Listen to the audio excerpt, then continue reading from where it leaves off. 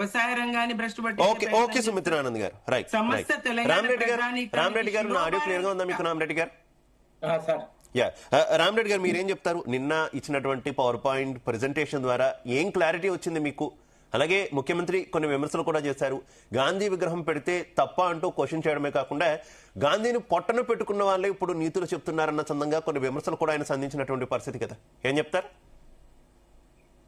ముందుగా శివగారు, మీకు ప్యానెల్లో ఉన్న పెద్దలకు, జీటీవీ విషయాలకు శుభోదయం. ఒకటేందంటే, రేవంత్ రెడ్డి ప్రతిపక్షాల సహాయం కావాలని కోరుతూనే ప్రతిపక్షాలను పచ్చి అబద్ధాలతో అవమానించే కుట్రలు చేస్తాడు. అంటే ఇది ఆ ప్రాజెక్టుకు ఫెయిల్ కావాలి, నేను చేసిన ప్రయత్నం చేసిన అనిపించుకోవాలి అనే డ్రామా తప్ప ఆ మూసీ రివర్ ఫ్రంట్ ప్రాజెక్టు మీద ఏ మాత్రం చిత్తశుద్ధి లేదు రేవంత్ రెడ్డికే. ఎందుకంటే దానికి డిపిఆర్ఏ లేదు. ఇప్పుడు మన జనవరిలో అసెంబ్లీలో ఇచ్చిన సమాధానం ఏంటంటే 18 నెలల తర్వాత డిపిఆర్ వస్తుంది అని. జనవరిలో 18 అంటే 2027 జూన్ తర్వాత డిపిఆర్ వస్తుందని చెప్పి 1 సంవత్సరం క్రితమే చాగగట్ల ఇండ్లు కూల్చేశాడు. అంటే 2.5 సంవత్సరాలకు ముందే, డిపిఆర్ రావడానికి 2.5 సంవత్సరాలకు ముందే ఇండ్లు కూల్చేశాడు. తర్వాత 46 కాలనీలు, దాదాపు 10,000కు పైగా ఇండ్లకు మార్కింగ్ చేసి నోటీసులు ఇచ్చాడు. డిపిఆర్ లేకుండా, డిపిఆర్ లేదు, ఎస్టిమేషన్ లేదు, ఏమీ లేదు. తర్వాత పవర్ ప్లాంట్ ప్రజెంటేషన్ అనేది ఎలా ఉంటుందంటే, అదొక మ్యాజిక్ షో ఉంటుంది కదా, మాంత్రికుడు చూపించే షో, అలాంటిది. పవర్ ప్లాంట్ ప్రజెంటేషన్ ఎప్పుడు స్టాండర్డ్ కాదు. ఏ అనుమతి ఇచ్చే సంస్థ ఏది ప్రాజెక్టుల గురించి, నీటిపారుదల ప్రాజెక్టు గురించి ఇచ్చే సిడబ్ల్యూసి కానీ ఇంకా ఏదైనా కానీ పవర్ ప్లాంట్ ప్రజెంటేషన్ మీద అనుమతి ఇవ్వదు.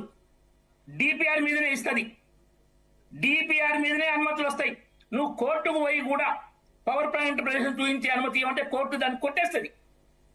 ఎందుకంటే పవర్ ప్లాంట్ ప్రజెంటేషన్ అనేది స్టాండర్డ్ కాదు, అదొక గిమ్మిక్. ఎందుకంటే మీకు చెప్తా, మీకు ఇప్పుడు పవర్ ప్లాంట్ ప్రజెంటేషన్ 3 వ్యక్తులు ఇస్తే 3 వేరు ఉంటాయి. మీరు హరీష్ రావు గారి పవర్ ప్లాంట్ ప్రజెంటేషన్ చూస్తే సంతోషం తట్టుకోలేక మీరు మూర్చపోతారు. తర్వాత దాని అమలు చూస్తే బాధ తట్టుకోలేక గుండాలు చేసేస్తారు. పవర్ ప్లాంట్ ప్రజెంటేషన్ కు ప్రాజెక్ట్ అమలుకు అంత తేడా ఉంటుంది. కాబట్టి పవర్ ప్లాంట్ ప్రజెంటేషన్ ముందు పెట్టి ప్రజలను మభ్యపెట్టొద్దు, ప్రతిపక్షాలను రెచ్చగొట్టొద్దు. డిపిఆర్ కావాలి. మీరు అసెంబ్లీలోనే పచ్చబద్దాలు చెప్తారు. 4,100 కోట్లు ఏడీబీ శాంక్షన్ చేసింది చెప్తారు. ఏడీబీ లెటర్ మీరు ఇంకా ఏ అమౌంట్ శాంక్షన్ చేయాలో ఏడీబీ లెటర్ ఇస్తుంది. పచ్చి అబద్ధాలతోటి మీరు ఇట్లా చేస్తే మూసి ప్రాజెక్టు అమలవుతుందా? మీకే తెలుసు అమలు కాదని. మీరెక్కడ ఆ గాంధీ గారి దగ్గర ఒక కాలనీ వాళ్ళకు, అపార్ట్మెంట్ వాళ్ళకు ఏమిచ్చారు? మీకు 7 ఎకరాల స్థలం వేరే ఇస్తాము, ఇంతకన్నా అద్భుతమైన ఇండ్లు కట్టిస్తామన్నారు. మరి అదే మిగతా 46 కాలనీల వాళ్ళకు, ఆ 10,000 వాళ్ళకు కూడా అదే విధంగా చేస్తారా? ఏది మీ ప్రణాళిక? మీరు ఇప్పుడు ఆ చాలా దగ్గర కూలగొట్టే వాళ్ళకు ఇంతకుముందు ప్రభుత్వం కట్టించిన డబుల్ బెడ్ ఇళ్లలో తోలారు. మీరు 2013లో చేసిన భూసేకరణ చట్టం ఇదే చెప్తుందా?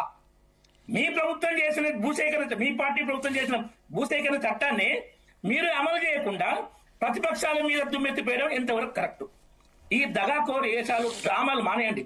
మీరు చేసే ఈ అన్ని ముఖ్యంగా 2 ఎజెండాలతో చేస్తున్నారు. ఒకటి 6 గ్యారంటీల 420 హామీల డిక్లరేషన్ పొందబెట్టడానికి, 2 జిహెచ్ఎంసీ ఎన్నికల్లో జిఎంసీ ఓటర్లను ఒక్కొక్కరికి పంచాయతీ పెట్టి సీట్లు గెలవడానికి ఈ కుట్రలు చేస్తున్నారు. జిహెచ్ఎంసీ ఎన్నికలు అయిపోగానే మీరు ఇదే మీ రివర్ ఫ్రంట్ ప్రాజెక్టు మీరే మూచిలో ముంచేస్తారు. కూడబెట్టడానికి ఇండియర్ ఏమి ఇయ్యరు. జిహెచ్ఎంసీ ఎన్నికల కోసం 6 గ్యారంటీల పొందబెట్టడం కోసం మీరు డ్రామాలు చేస్తున్నారు. ప్రజలు ఆ గ్రామీణ ప్రాంతాలకు అమాయకులు కాదు, జిహెచ్ఎంసీ ఏరియాలు ఉన్నారు, అర్థం చేసుకుంటారు. మీ కుట్రల్ని తిప్పికొడతారు, మీ కుట్రల్ని. రైట్. ఓకే రామరెడ్డి గారు, మనతో పాటు కాంగ్రెస్ పార్టీ నుంచి కత్తి వెంకటస్వామి గారు జాయిన్